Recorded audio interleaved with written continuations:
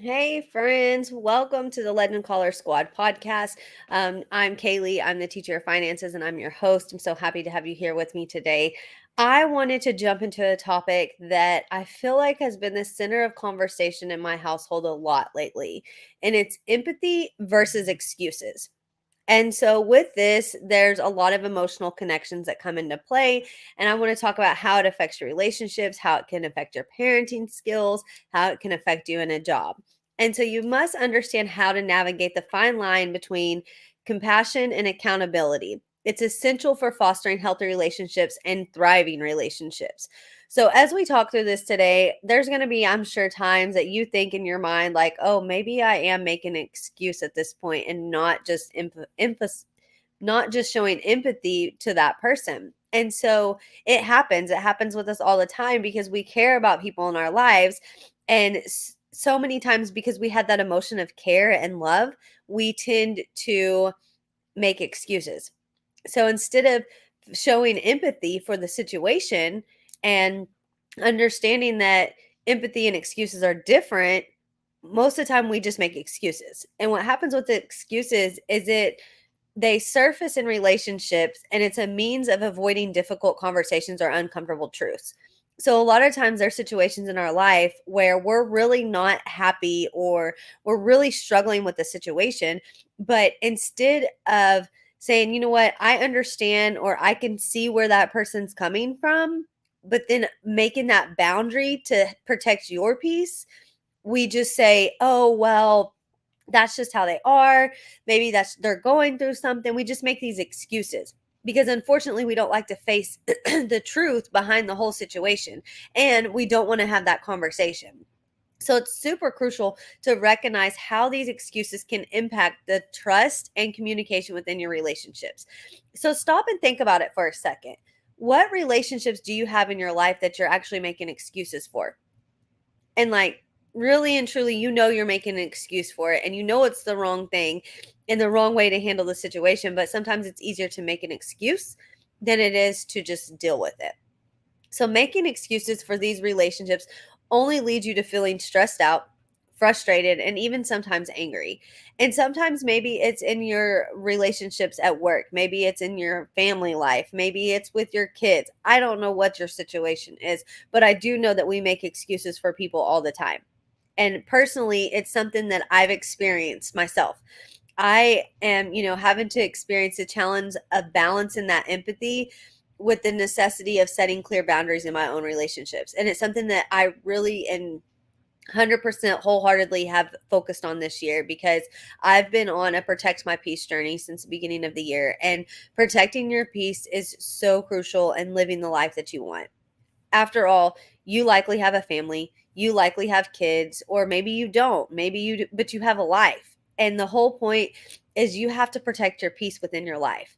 And sometimes that means setting those boundaries. Sometimes that means setting up the bridges between people that keep those negative emotions away from you. Albert Einstein made a post, or has a quote. He didn't make a post, of course, because he was long gone. But Albert Einstein has a quote that talks about don't be around negative people because they have a solution for every problem. And it's when I read that the other day, I was like, they always have, negative people are always going to have something to say about everything, right?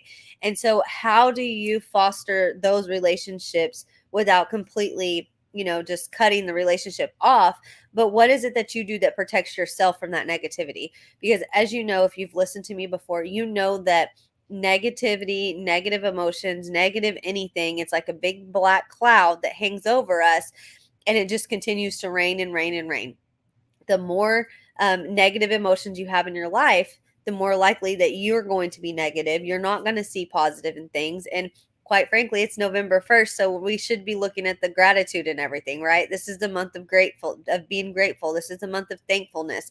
And so making sure that you understand those negative emotions, those negative feelings, and those negative relationships in your life is crucial to finding that peace. And so many times I think that we forget what peace really is.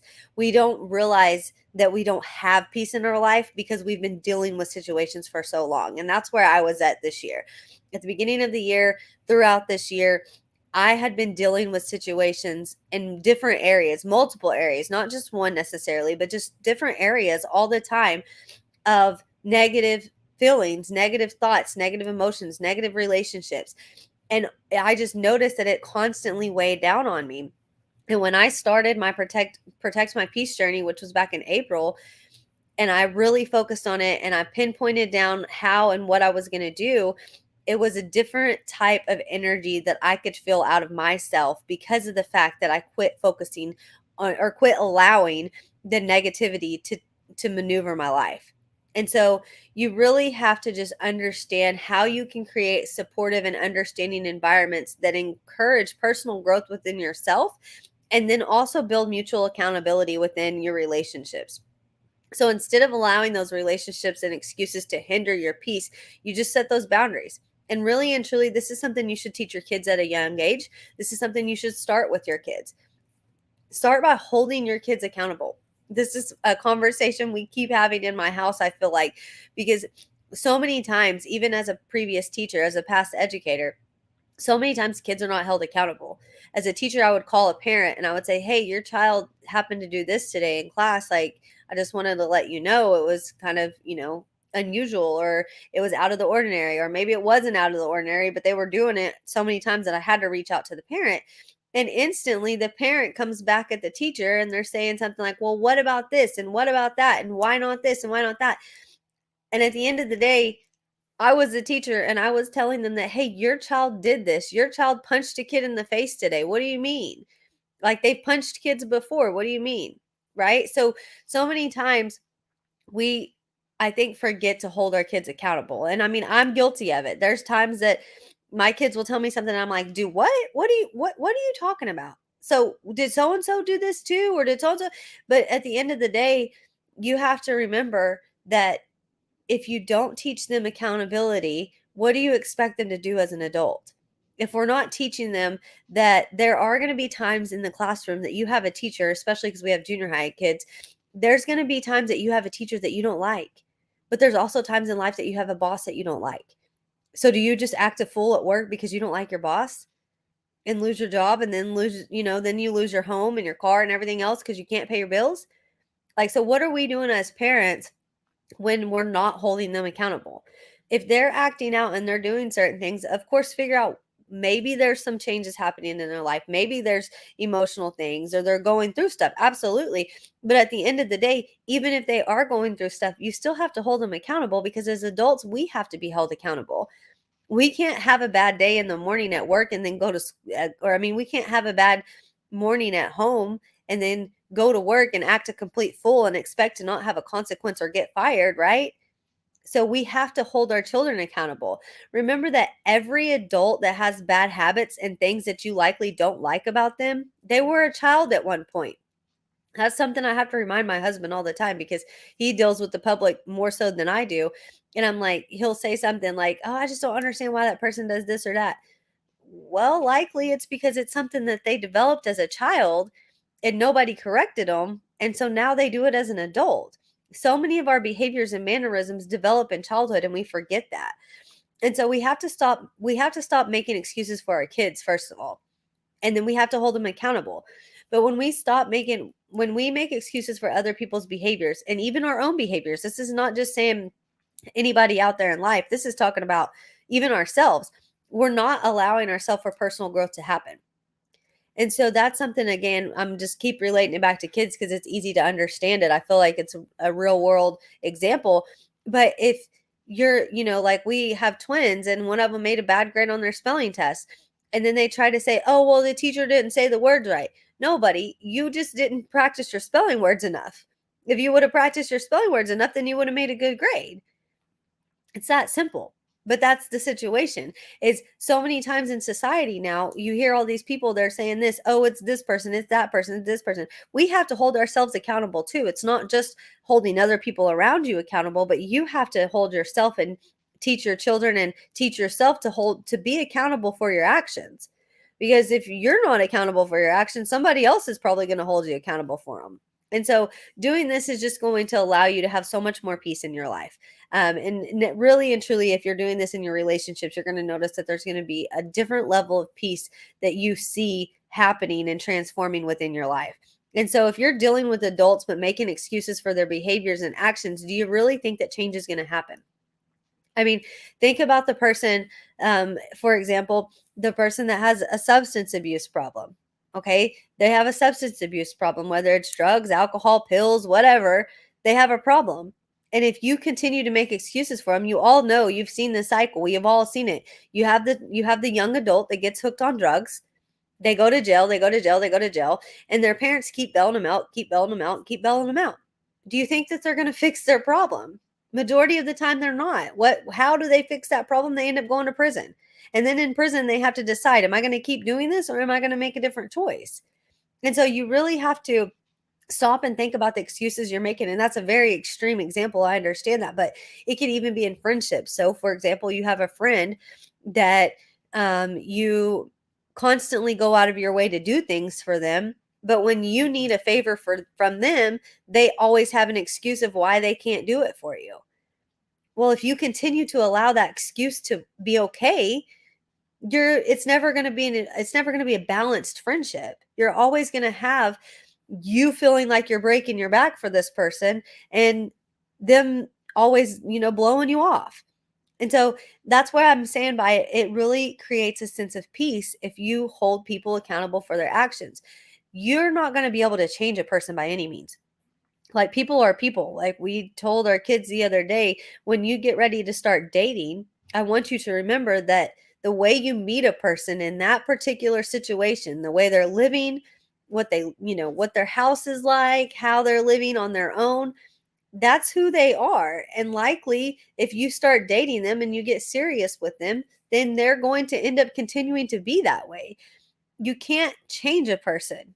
You physically cannot change a person. A person has to change themselves. I'm not saying people can't change, because they can, but they have to do it themselves. Just like if you're listening to this, it's likely because I talk about mindset and you're working on you and you're trying to do something good for you. And so you're trying to change yourself and you're trying to better yourself. But we have to remember, as humans, we cannot change somebody else by any means. They have to make the choice to change it. But are you enabling them to continue their behaviors and continue the things that you don't personally like or personally care for? And if you're continuing to do it, then you don't really have a right or any ground to stand on to complain about it. And that's kind of brutal, but it is what it is. And so it doesn't always mean you have to step away from a relationship, but it does mean you have to make the standards, you have to set the boundaries, you have to hold them accountable. And if they're not accountable and they don't make the change, then unfortunately you may have to end that relationship. That's just the way it goes. But again, at the end of the day, your peace is important. The way you feel about your everyday life is important. And when you are laying on your last, like you're laying in your bed and it's your last day and your last breath, that's the things you're going to be thinking about is, wow, I wasted a lot of my life on people that just didn't care about me. Or, wow, I set boundaries in my life and I had good relationships and I had meaningful relationships and I had a meaningful life. My life was worth it. I'm worthy of what my life was supposed to be. Which one would are you going to be right now? Where are you going to be at if your last day was today? And so that's the way I try to live in my head all the time, is if I were to pass away today, what's going to be going through my head? Am I going to be happy with the life I lived, or am I going to be upset because I let people walk on me, or I was not okay with certain situations in life and I just continued to enable it and enable it and enable it? It's up, the choice is yours. And for me, I just don't agree with the enabling. And I hope that you can understand why now at this point. And so sometimes it's not easy to step away from those relationships, but it's super crucial to living that life of peace. And honestly, it's crucial to being healthy. Being healthy is much more than just your blood pressure and your heart rate and your oxygen levels. Being healthy is mental, spiritual, financial, physical. It's all of it. And this all plays in the mental aspects of it. Are you mentally healthy? And if you're not mentally healthy, it's likely because of the fact that you have different situations happening in your life and it's causing you more stress, which, stress leads to actual health conditions. And so it's very important that you hold yourself accountable to your true worth. You are worthy and you have a purpose in this life, and you must hold yourself accountable to that worth that you have deep down inside. But then you have to hold your relationships accountable too. It is totally okay to show empathy towards others. But when empathy becomes the only emotion you're showing to others, that's where the problem starts to happen. And so I encourage you to consider your own relationships and how you can integrate really and truly truly showing empathy, but also a balanced combination of accountability in your interactions with the relationships. So I'm Kaylee. I'm the teacher of finances. Thank you so much for joining me today as we went through relationships and excuses and empathy. And I really hope that this can help you in your personal development journey. And if you have any questions, or if this meant something to you, if you found value in any of this, please like it, share it, tag somebody, subscribe to my podcast channels, and give me that 5-star rating. And so I will be back to you guys in a few days with a new episode. And I just love being able to share with you different mindset tips and topics. And remember that, like I said, being healthy is much more than just your physical health. It's your mental, spiritual, financial. It's all of it.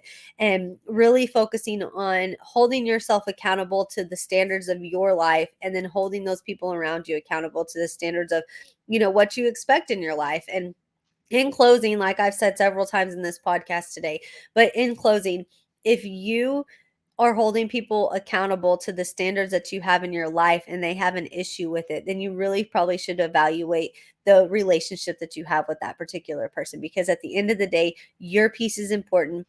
You are worth something. You are worthy, and you were put in this world for a purpose, and there is a vision for your life. And the only way that you're going to be able to live out that vision is for you to truly understand you and understand your relationships and understand the path and the purpose of this life. Thank you, and I'll see you guys later.